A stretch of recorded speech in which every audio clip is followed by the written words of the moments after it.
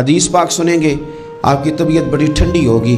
میرے نبی پاک صلی اللہ تعالیٰ علیہ وسلم نے ارشاد فرماتے ہیں کہ جو بندہ سوال سے بچنا چاہے گا، ارادہ کرے گا اللہ میں نے کسی سے نہیں مانگنا، فرمایا جو سوال سے بچنا چاہے گا رب اسے سوال سے بچا لے گا۔ اور جو لوگوں سے بے نیاز ہونا چاہے گا، کہے گا یا اللہ مجھے دنیا داروں کا محتاج نہ بناؤ، اپنی بارگاہ سے عطا فرما۔ جو لوگوں سے بے نیاز ہونا چاہے گا اللہ لوگوں سے بے نیاز کر دے گا۔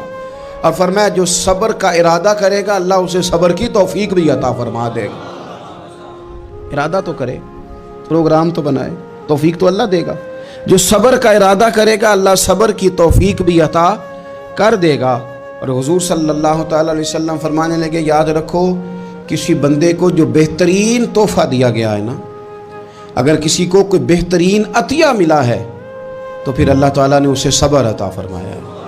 یہ بہترین تحفہ ہے، اس سے زندگی سنور جاتی ہے، اس سے انسان باوقار اور مطمئن ہو جاتا ہے۔